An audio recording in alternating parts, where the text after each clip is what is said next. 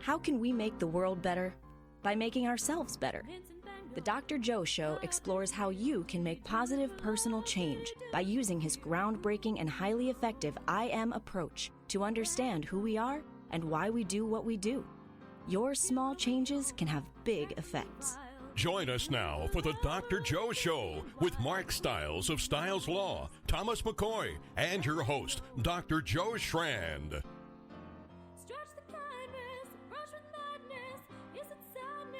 Welcome to the Dr. Joe Show. Whoa, that was, I'm not sure you've ever held it quite that long, Mark. Yeah, well, I'm very excited. You are? Yes. Yeah, and I am right there with you. It's going to be incredibly exciting to start talking about this, especially as there's so much going on in the news. You know, it's been a really rough opening to 2023. A lot of stuff going on, not just here in Massachusetts, but all over. So with that in mind, Tom, could you please introduce our guest for tonight as we begin our discussion? Absolutely. Tonight, Dr. Joe, we have two returning guests, Marshfield's Chief Tavares and Mourning Fox. Mourning Fox has over 30 years of experience in the mental health field and was the Deputy Commissioner of the Vermont Department of Mental Health for 4.5 years. He is currently the first Director of Mental Health Programs for the Vermont Department of Public Safety, where he implemented and coordinates the Embedded Mental Health Crisis Specialist Program, where mental health workers co-respond with the state police. Fox has worked with the FBI in Special Operations Tactical. He was the first non-correctional officer appointed as a hostage negotiator for the Massachusetts Department of Corrections. He has been certified as an NAPPI, that's Non-Abusive Psychological and Physical Interventions Instructor, a CPI, Crisis Prevention Institute trainer, and a Mental Health First Aid trainer. Chief Tavares started working for the Marshfield Police Department in 1988 as an Assistant Animal Control Officer, and in 1990 he was assigned as First Assistant Harbor Master, and later Acting Harbor Master. In 1994 he became a full-time Marshfield Police Officer. He was promoted to Sergeant in 1999, Lieutenant in 2002, Captain in 2008, and Chief of Police in 2012. And prior to becoming a full-time police officer, he was a social worker for the Department of Social Services in Boston for nearly 2 years. Welcome back to the Dr. Joe Show. Wow. Those are two impressive human beings, Dr. Joe. How did Woo, you get them on our show? Hell yeah, man. That's a lot of stuff going on there. Both of you. Chief, I can't believe it's been 10 years. Yeah, 10.5 years. Yes, crazy. Wow. And Fox out there in Vermont, how long have you been up in Vermont now? So this stint of Vermont, because we did Vermont, we left Vermont, came back to Massachusetts for a while, now back in Vermont, but we've been back here now since 2012, so just over 10 years now. Wow. Really honored to have both of you here, and I'm hoping I can hear how the two of you interact around what is going on right now. There's a lot of stuff going on about the police in the news right now. I just wonder how that's influencing both of your positions. So let me start with you, Fox. Embedded mental health. Tell us a little bit about that. So about a year and a half ago, as I was leaving the Department of Mental Health and looking for some changes there, the commissioner for the Department of Public Safety approached me and said, look, I'm looking to create this position, and I can't think of anyone other than you that I'd want to do this, because I'd worked with then Commissioner Sherling quite frequently through my work within the community mental health system here in Department of Mental Health. But Commissioner Sherling was really very focused on modernizing and changing how policing happens in Vermont. And the Department of Public Safety, the Vermont State Police, is under our purview.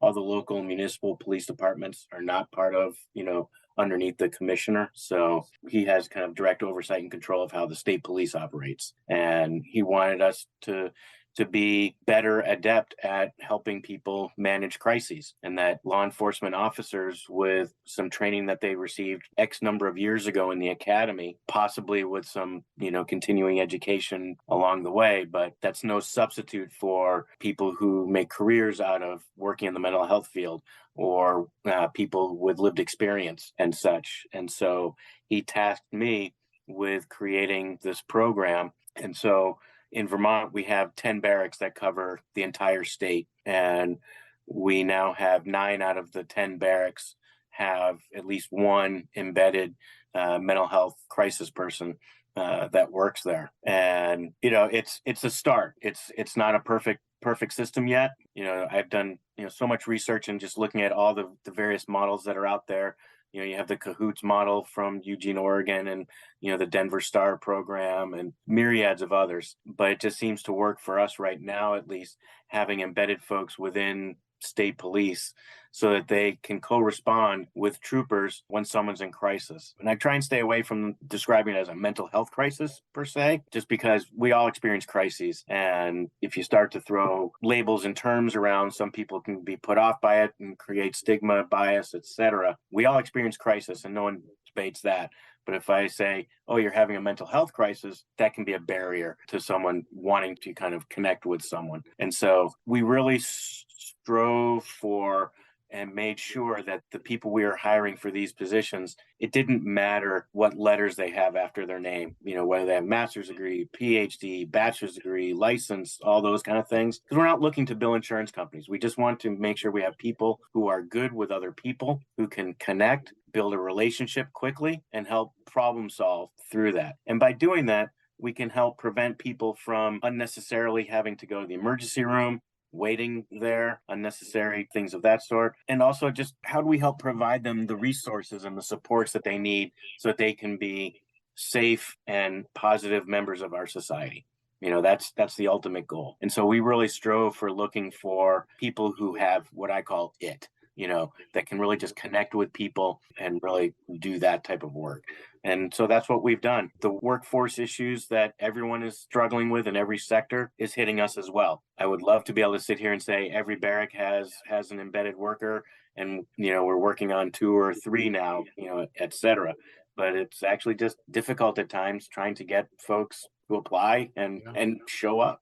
So, Chief, does this resonate with you, what Fox is talking about? It certainly does, and it's a great idea, and it's on the cutting edge, and eventually I think you'll see the whole country go that way. There's 5 particular areas that I believe that we work with or work within to address people that are in crisis. The first one is we have an emergency number to the Children and Family Services. And they will provide, if available, an emergency response. They will come out to a scene if we're at somebody's house and somebody needs to be spoken to over the phone or in person. They'll come out and do an emergency response. We also have the Plymouth County Outreach Program, and there's 2 parts to that. Part A is for substance abuse, and Part B is for anybody that has any type of mental health type issues. And they do follow-up with a licensed mental health clinician, along with a plainclothes police officer. We'll go to the house and do follow-up work. But we also will do proactive work and put people that are potentially at risk in for a referral, where they'll be reached out by a licensed mental health clinician and be given treatment options. We just received a grant, and we're in the process of sitting down and having meetings. I teamed up with the town of Norwell and Duxbury, and a couple of the most recent terrible things happened both in Marshfield and in Duxbury. But we've got a grant. It's about $100,000, and it should renew itself every single year. There'll be a full-time licensed mental health clinician stationed here at the Marshfield Police Department. They'll have an office. They'll work out of here, but they'll also work in the communities of Norwell and in Duxbury. And then one of the last things, second to last, is we believe in the One Mind campaign, according to the International Association of Chiefs of Police. And that involves training 100% of your department in mental health first aid, and 20% of your officers, which we have already done, in crisis intervention training. So those officers are spread out amongst the shifts that we have here, and those crisis intervention trained officers, it's a 40-hour training for each officer. They go on all calls when somebody's in crisis. And then lastly, we also have the ability to put somebody commonly known as the pink slip under Chapter 123, Section 12. If somebody's a danger to themselves or to others through reason of mental illness, we can take them into custody, not for criminal reasons, and transport them to an emergency room where they can be examined by a physician. So that's basically the 5 main areas that we're working on right now. But I do see what Mourning Fox is speaking of happening all across the country because it's desperately needed. Chief, can I jump in here, Dr. Joe? And I'm not suggesting that you're a mental health professional, but as chief of the department, can you give us a guesstimate of what percentage of events that your officers go to are either based on some form of mental health or substance abuse disorder? Well, I've always said that it's close to 90% of our calls for service are alcohol or drug related. And a lot of people that are in crisis are self-medicating. Right. And it's led to other things. Yeah, I would actually add to that. So before I add to it, Chief, I just want to compliment you on getting your staff CIT trained. I know that's a difficult task for many departments, especially smaller departments. It's a 40-hour training, as you mentioned, and trying to free up your officers in order to do that is tremendous and great dedication. And I applaud you for that. Yeah. That's really incredible. And we're doing some of those things here too, CIT in some areas of the state and things of that sort. But Mark, you had asked about like percentage of calls that are either substance use related or mental health related. There's a lot of different statistics nationally. Anywhere from 10 to 50% are documented as mental health related, and even higher for substance use related. The way I look at it, though, is that it's like the chief said, like 90% of the calls have one or the other involved. And even when they don't, it's there. I talk about having our embedded folks, they go out to motor vehicle accidents, not calls that are just suicidal person or someone acting in a bizarre fashion or an intoxicated individual. They'll go with troopers to a motor vehicle accident, because if you've ever been in a serious car accident, that's really stressful. That's right. Very traumatizing. And then you have the issues of, if it's a really severe accident, maybe there's a death involved, you have the survivors who may be having survivor guilt and, any of those other things. People listen to scanners. And so you have family members showing up on scenes and, things of that sort. And so the embedded workers can help manage on scene, but also provide some of that support to some of those individuals in that moment that can get them connected with other supports, so that a week or two down the line, that's not a person that's showing up in your local emergency room because they're having thoughts of suicide because of survivor guilt, or they can't sleep and intrusive nightmares and, that kind of stuff. And so even though it's not documented as mental health, they all are there. Right. I mean, I think if you're getting the police involved, there's the potential of it being pretty traumatic. And you had mentioned something that I picked up on, because it's something that we've mentioned a bunch on the Dr. Joe show. It's the lack of mental health helpers and the barrier of entry and the amount of degrees and all of this that one must get in order to be part of that community. But I heard you say something, and it's resonating with me, is that the folks that could be embedded in these police departments don't necessarily need to have the acronyms after their name and the degrees, the certifications, because we're not requesting reimbursement from an insurance company. So who can apply to do this, and what would it take, and what are the qualifications and the training associated with that? When we developed this, there was a group of folks who came together to develop the job specifications, the job description, onboarding, all of those kind of things. And with input from the advocate community, people with lived experience, people who would describe themselves maybe as psychiatric survivors, things of that sort. And we wanted to make sure that the individuals in these positions, that we try to lower as many of the potential barriers as possible to them being able to connect with individuals. Because if you're in a crisis and an officer or a trooper shows up, there's a barrier to people wanting to be honest and open, because they're afraid of being taken into custody, whether it be for illegal actions or for protective custody, similar to a licensed professional that could do, as Chief mentioned, do a pink paper or Section 12 or something of that sort.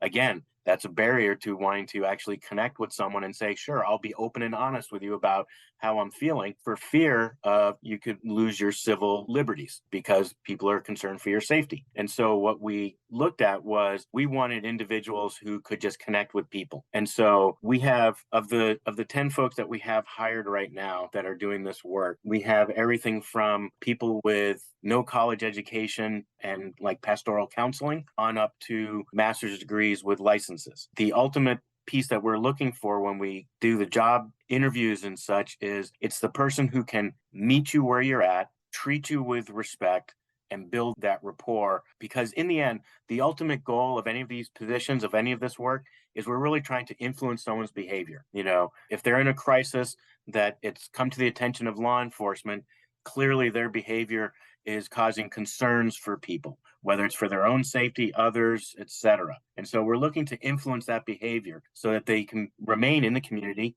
safely as much as possible. When you have these barriers of, I don't want to talk to you because you could take away my civil rights, you could write a pink paper, you could arrest me, people are not going to be open about how they're truly feeling, whether they're, having psychotic symptoms or whether they're feeling suicidal or things of that sort, or actively using. And so these individuals, we have folks who have had psychiatric hospitalizations themselves in the past are now working in these positions. So it's a wide range, but we have a broad panel that does the interviewing that includes folks from the mental health system, folks from the law enforcement system, as well as folks from the advocate and peer community. So is there a core curriculum that you're providing for them, a training? Yeah. So the interesting thing is that the way it's working right now is that the money is coming from the Department of Public Safety. And when they first started doing this, I was actually at the Department of Mental Health, and there was no official mental health person, if you will, within the state police or public safety. And so we wanted to make sure these people had access to good clinical supervision and training. So actually what we do is the Department of Public Safety grants out the money to each community mental health center throughout the state. They then advertise, hire, and these people are hired separately. They're not state employees working for us. They're working for the individual community mental health center where they receive clinical supervision, some training with other clinicians. Then they receive added training, an added couple of days of training with us specific to these positions, learning some law enforcement things, as far as scene safety, implicit bias, fair and impartial policing, and getting exposed and understanding some of these other pieces of law enforcement that they wouldn't get just kind of from the mental health side. And then we have ongoing trainings every other month with them. We do intensive trainings, role plays, etc. And we really set it up so that they have a lot of supports to make sure that this is successful. So they receive their clinical supervision from their community mental health center. I set up for them to do group supervision together with myself. And then they also have peer supervision where they have a safe place for them to talk about kind of the stresses and the type of stuff that happens that maybe their peers or coworkers at the community mental health center wouldn't quite understand because they're not, working out of a barrack, that kind of thing. So there's a lot of supervision and guidance around this as well. Is there enough data to speak to how the troopers are reacting to it? Yeah, I think it's happened every barrack. The first response is, oh, so now I have another civilian I have to worry about and maintain and keep safe. And Chief, you'll have the same thing. If you ever get to embedded folks, your officers are going to be like, really? You want me to take a civilian with me? I already have to worry about the safety of the people who I'm responding to, but now I have a civilian I have to worry about as well. And that's the initial sense. Every barrack, this is 100% of the time, within 2 to 4 weeks, everyone says, can we get 2 more? Just because they then realize, oh, this really works. They make my job as an officer so much easier. I love it. Yeah. I love that. So, Chief, is there a way for an actual officer to also communicate that sense of trust and safety? Well, yeah, through the training, the CIT officers that are on staff at the time. What is CIT? What is CIT actually? It's the crisis intervention teams. Okay. So that's part of the One Mind campaign through the International Association of Chiefs of Police, is that you have 100% of your staff trained in mental health first aid and 20% trained as CIT, crisis intervention team members. So they could do that as well. But this grant that we got with the licensed mental health care provider that will be working here will be going on ride-alongs. They will be embedded. That will be happening in Marshfield, in Norwell, and in Duxbury. Yeah, and I think that's great. But does it beg the question, which is, there's this whole idea of police reform. My phrase is police rethink. Instead of reforming police, let's rethink police. And I think there's a movement towards that, because we just saw something where some police hurt another person and killed them. I can't believe that's in the training manual of a policeman. So my take on that is that I'll always advocate for better training, better policies and procedures, better laws.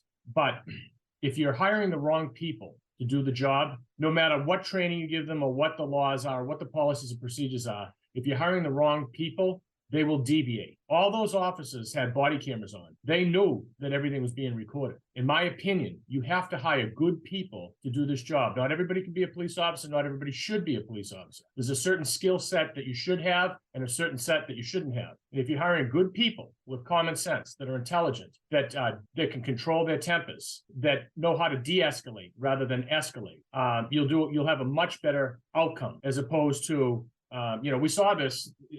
This is just history repeating itself. We saw this before the civil rights movement in the 70s, when they used to hire big, strong cops to go into the barrooms and just break up the fights. And here in Massachusetts, we saw that people's rights were being trampled. People were being abused. So the need for an educated officer was there. So that's why they started the Quinn Bill, where it was an educational incentive for an officer to earn an extra 10%, 20%, or 25% of their base salary if they earned an associate, bachelor's, or master's degree. So we have a highly educated police department here, and I think that that's extremely helpful. Intelligent people, that's the first step in the hiring process. But going back to the whole, like I said, I advocate for the best training, the best laws, the best policies and procedures, but it starts with hiring the right people to do the job. You're hiring good people, and hopefully you'll have good results, at least better results than what we've seen in the past in some of these situations. Yeah. Like all good businesses, it's the reflection of leadership, right? So at somewhere there was a breakdown in Memphis, right? You say you hire, but who's hiring these people? Who's assessing them for, are they the right people for the job, or is there a cultural breakdown within the organization? Now, I'm proud to say that you're leading our community, because I know as a business person, the reputation of the entire organization is based on leadership. So, I don't have any understanding of what went down in Memphis, but there's a breakdown in leadership. Sounds like there was a breakdown in a lot of different areas, and I don't want to speculate, but yeah, I would agree with you. And the hiring procedure or process seems to be different for the Scorpion unit that caused the problem. Well, and it's interesting, you mentioned that Scorpion unit, Chief, which I know has now been disbanded, but CIT originated there. In Memphis. That's where CIT originally started. Wow. And so that boggles me just one extra level, that the home of CIT, which is this great model, is interesting. That it seems like it's just, if you're in CIT, great, but if not, then it's, neither do the two connect or something. How that breakdown happened is beyond me. All on camera. Right. Oh, yeah. All on camera. Was this a rogue organization, or was this a known special ops division within the police department, if anyone knows? It's my understanding that it was a specialized group of people that were put together as an anti-crime task force. So it was not a rogue group of people. They were specialized, and then their assignment was an anti-crime task force. Huh. And they commit crimes. Right. Mourning Fox, you got some thoughts about this? No, I was just agreeing with the chief that was my understanding as well, that this Scorpion unit, as they termed it, was just a special operations unit for those hot spots, things of that sort. I think one of the things we're doing here in Vermont is, doing hot maps and looking at where are the hot spots of criminal activity and, things of that sort. And I think this unit would be used at times the way I understand it, to be deployed to certain hot spots.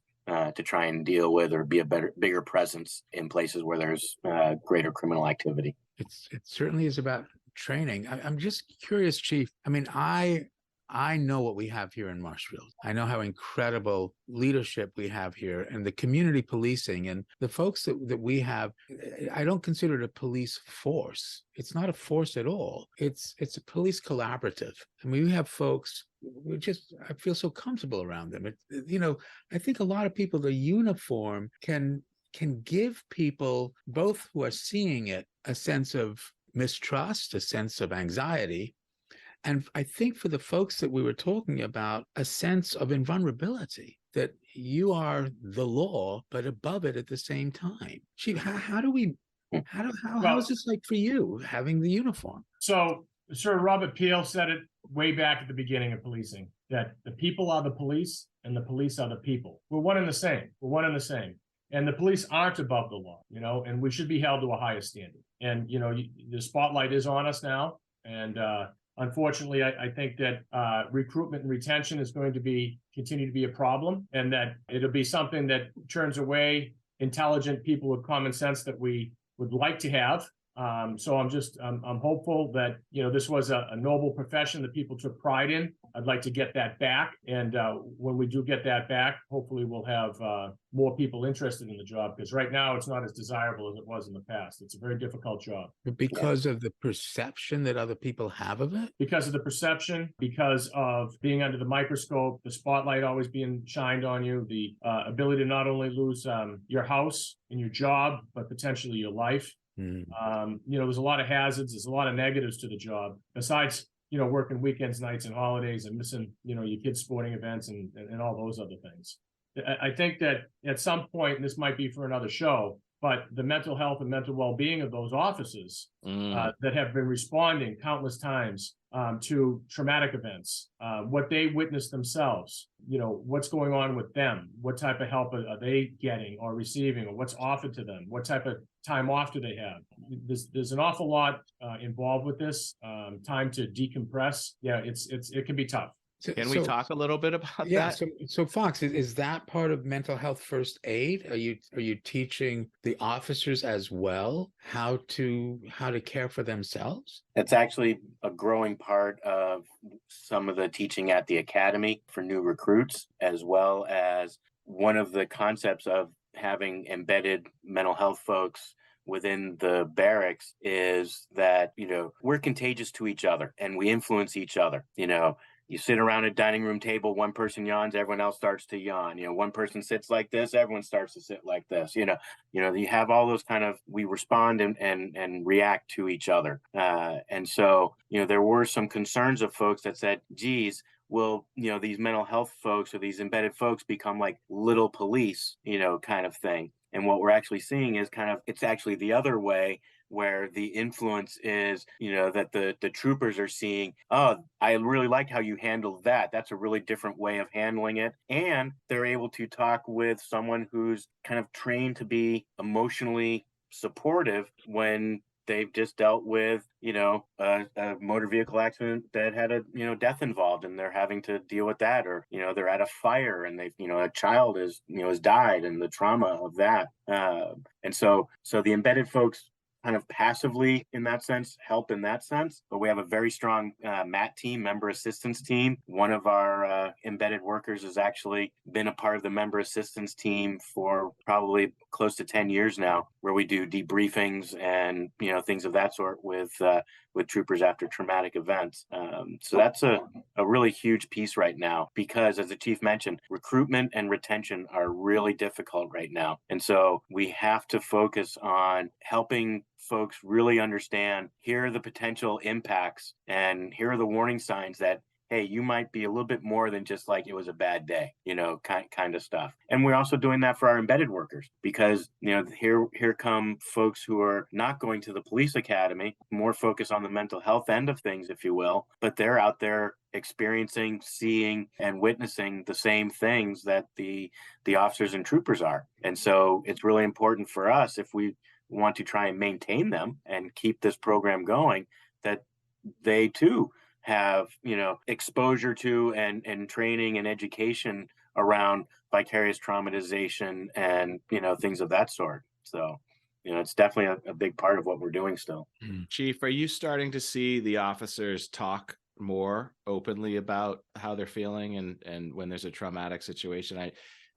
I feel deeply for those that at the Duxbury Fire Department who, were the first on scene. Are our first responders getting the services they need, and B, are they not simply swallowing it? I'm fine, Chief. It's good. I think that was the old way. Yeah. Was nobody wanted to admit that they may need some help or want somebody to talk to, but we make it mandatory. Yeah. So they have no choice in the men. And we also have it split up so that there are the patrolmen go to the critical stress debriefing with just the patrolman. And then the supervisors will go individually, so that the patrolman will feel more comfortable speaking at the debriefing when there's not a supervisor there to maybe judge them. But this has become more and more common. But I think there's a lot more that needs to be done besides, the critical stress debriefing, besides the training, besides the employee assistance program. I mean, I think that officers work an awful lot of hours and they don't get enough time off. The fire department works 9 days a month. So there is time to decompress in between shifts. I think that time off and away from the job, it would be a good thing for them. I think, physical fitness incentives, would be a good thing for them. We have that here in Marshfield. So anything that would be, health and wellness for the officers, I think is important. And we need to invest in because there are officers that do get disability retirements for post-traumatic stress disorder. That is pretty common. It's not just, the shoulder injury or the, the bad knee. So, the real stuff that they're seeing, the traumatic events that, it's routinely see suicides, homicides, terrible car accidents, domestic violence, rapes, sexual assaults. I mean, this stuff, we see the worst stuff in society day in and day out. And, they take that home with them. And it builds up after a period of time. And, police officers are only human. So I think we should be investing in them and do everything we can for their health and wellness. So, Fox, with that in mind, do you find that police who have suffered witnessing these traumas that Chief is talking about, do they shut themselves off? Do they put up a wall so that they are not as feeling? Yeah, I think the Chief said it right. That's kind of the old school fashion.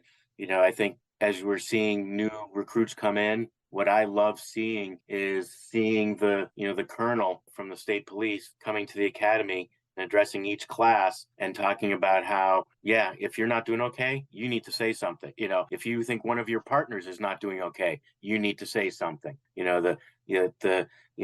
See something, say something, do something isn't just about what people are doing out there that are bad. It's also keep tabs on your brothers and your sisters and what's going on, and that this isn't a closed shop. This isn't a kind of thing where you're struggling or you need help from a counselor or something of that sort. You're less than. That's really not seen that way anymore. I think the new recruits that'll come in, I think everyone thinks that way. I can do this, I can handle it. But then some of the more seasoned folks say, not so much. You need to be able to do this. It's imperative. Joe, me well enough to know that I hate the word need. It's a big trigger, but it's that kind of thing where it's no, you kind of need to be able to do this if you want to survive in this kind of work environment. Go ahead, Chief. I was just going to say, you need to help yourself first before you can help anyone else. So if the officer isn't in the right frame of mind, he's not going to be able to help anybody else, he or she. Right. It's like when you're on the airplane and the oxygen mask comes down, they tell you to put that on first. Put it on yourself first, because you can't help anybody if you're not helping yourself first. Right. And it seems illogical, just like you're on the plane, every parent is going, I'm putting the mask on my kid. It's that kind of thinking. It seems illogical, but it's really very true. If you're not taking care of yourself, and we say this in mental health, you say this in addictions, you say this in law enforcement. As a provider, if you can't provide support, services, etc., if your own house isn't kind of in order. Right. And the two rules that I'd say, never worry alone. Right. And the therapist must survive. Chief, I wanted to ask about the officers. The big elephant in the room is that there's a huge stigma around mental health. COVID opened up the dialogue wide opened the door for people to talk, which gives other people the ability to talk, which gives other people the ability to talk. And it becomes a wonderful contagion where people are feeling a lot better about it. But in policing, is there I don't want to say this because they're going to write it down and they're going to put it in my file. Is there that? Well, yeah, you got to remember that the people that, the majority of people that go into policing are type A, strong personalities, alpha type people, and they don't want to admit to any type of a weakness, especially amongst their peers or to their bosses. So, I think they're, the stigma needs to be shaken, because what's happening is police officers are repeatedly going to traumatic events. They're working terrible hours. Long hours. They're dealing with irate people, and this just continues to build up. That's not the type of police officer that you want responding to your house. You want somebody that's calm, that can de-escalate and handle the situation. But They need to take care of themselves first, and that stigma needs to be broken. And I think that it is slowly going that way, and people are starting to open up. But there is that fear of, if I say the wrong thing, are they going to take my gun permit away? Are they going to put me on desk duty? Is this going to be in my folder if I'm sued and there's some type of records request, some type of discovery from lawyers? There is a certain amount of fear besides amongst being looked at as weak by their peers. Is there a solution to that? Is there a way to have a second file, if you will, that is not open to discovery? It's a good question, but if it's considered medical, it would be exempt from any type of public records request. But if it has anything to do with any type of discipline or any type of issue that resulted, what if they're out on, they break their arm in a incident on a call, right? Like they're out on leave, they're out on medical leave. There's a traumatic situation and they need to take a couple of weeks off. Like what's the difference? Right. Well, I think that when you're talking about a physical injury as opposed to I don't want to call it a mental injury. I think Dr. Joe or Mourning Fox would be able to better explain it, but when you're talking about any type of mental health and you're talking about wearing a badge, I think that there's a concern. The officers would have a concern. Fox, you want to comment on that? I think, to answer kind of bluntly Mark's question around, so what do we do about it or how do we change it? I think Chief's doing it. Yeah. I'm not a big fan necessarily of always saying top down kind of thing, but the leadership really has to support that. The leadership has to walk that walk and talk that talk. And so having the chief, talk about it as this is a norm, this is something we all deal with, to put it in not the greatest words, whether you have a broken arm or a broken brain right now. The way I've always talked about it with other folks is, when folks are like, I should be able to deal with this, I'd ask them, it's like, if you have your appendix and it needs to be taken out, do you say I should just be able to deal with it? It's like, well, no, I would see a doctor. Okay. So why is that any different than, a trauma response, depression, anxiety, whatever? And so the chief does it. He walks the walk and talks the talk. Having our colonel, address the cadets at the academy, and talking to the shift commanders, barrack commanders, station commanders, et cetera, about this, and that, this is not how we operate, and, we need to, support each other, take care of ourselves, all those kind of things. It's changing that culture happens from the top like that. Can I just add to that? Please. Thank you for that. I agree with you, but thank you. I think one of the things that has assisted me, and I think it would assist every single police officer, is the training and the experience that I received as a social worker. Prior to becoming a police officer, there's a lieutenant and a detective on our job that were social workers for the Department of Social Services, the same organization that I work for. And we learned so much in such a short period of time. And it was such a valuable experience and education that aids us every day in dealing with the public. And I think there should be that training component incorporated into the police academies that would assist the officers, but in turn, that would enable the officers to be armed with that information to be able to assist the community better. And I just think that was really important. I completely agree. I mean, the more we can understand the perspective of the people that we're trying to help, the people that they're calling for help. I'd like to think that the idea of having to be a soldier in armor all the time is outdated, because what does armor do? It separates you from the rest of the world. Let's try to bring those barriers down a bit. So is that part of what embedded mental health is?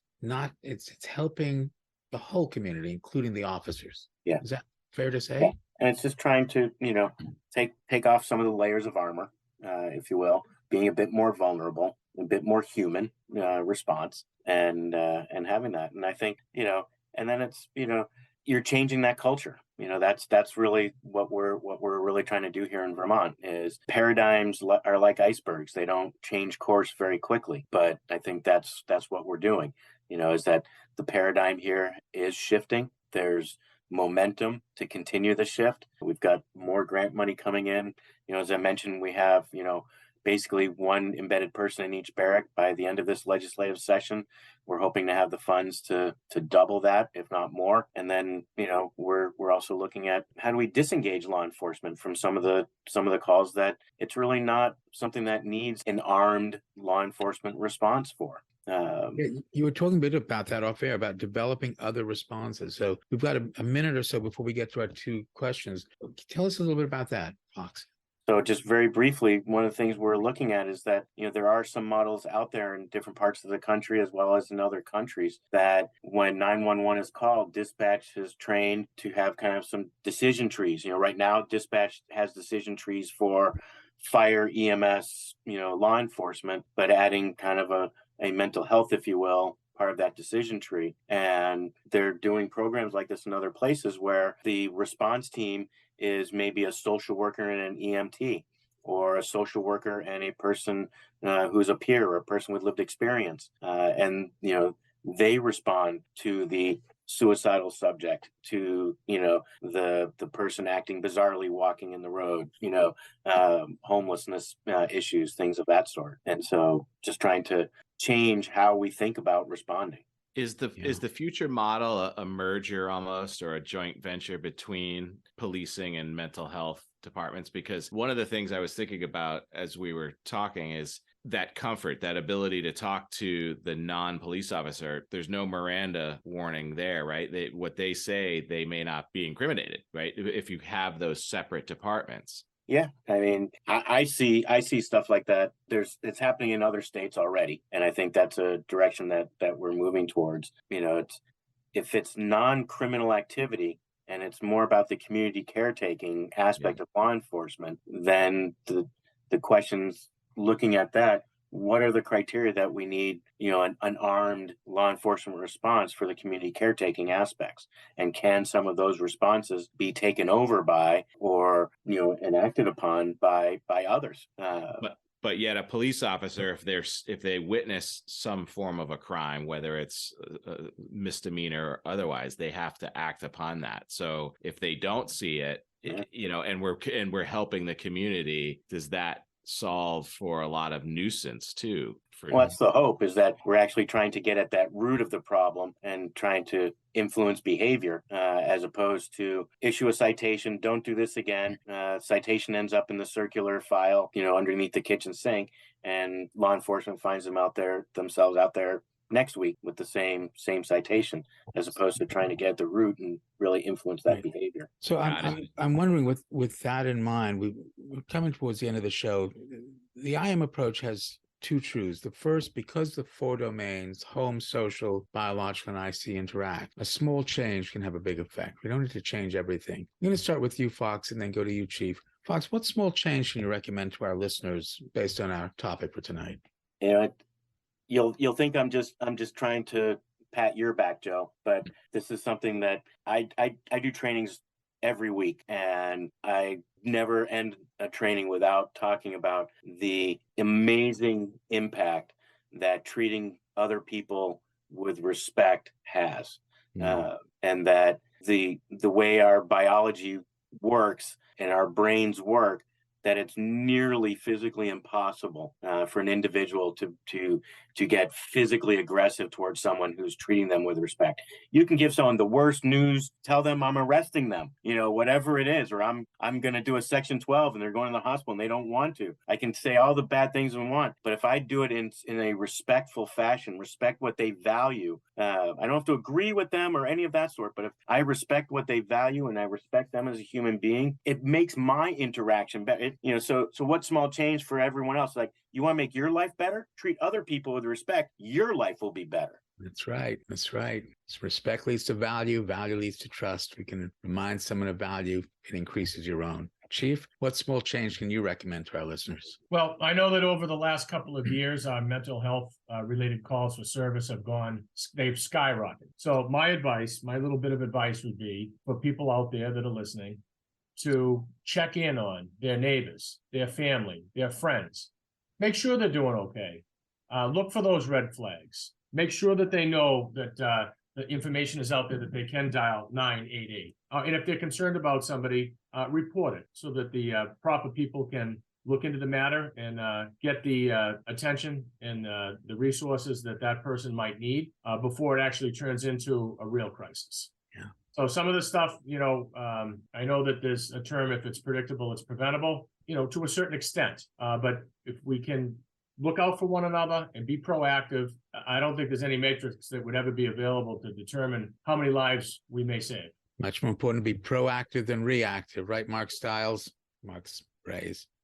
Amen. The second truth of the I am. Everyone's interested in what you think or feel about them. And it has an effect on their brain, just as Mourning Fox is saying. It feels different when you feel respected or disrespected. So with that in mind, you control no one, but you influence everyone. You get to choose the kind of influence you want to be. I'm going to start with you, Chief. Chief Phil Tavares. What kind of influence do you want to be? A positive influence, no matter what's going on, because things can always get worse. I'd like to be a positive influence upon everyone I deal with. And I will tell you that from my point of view, you absolutely are. Thank you. Mourning Fox, you control no one, you influence everyone. You get to choose the kind of influence you want to be. Mourning Fox, who's creating this program up there in Vermont. What kind of influence do you want to be? I hope that when people interact with me, the end result, the influence that I have on them is that they think critically, continue to think critically. Even going on like what the chief was talking about, 988, 911, see someone struggling, think critically. Is this a safety issue? Is this something that, can I be helpful here? Or is this above my stuff and I need to bring in someone else? Should I bring in mental health for this? Should I bring in law enforcement for this? Think critically of it and not just be reactive. I think people, we get too reactive. We're in our bubbles, in our lives. Something happens, corner of our eye, oh my gosh, and we react, as opposed to take that step, breathe, think about it, and then let's decide what to do. My phrase with that, I agree, is it's much more important to be reflective than reflexive. And of course, keep it frontal. Don't go limbic. Exactly. Folks, thanks so much for this really fantastic discussion on rethinking policing here in the United States. Much appreciated, guys. You're very welcome. See you soon. Thank you. We'll see you all next week on the Dr. Joe Show.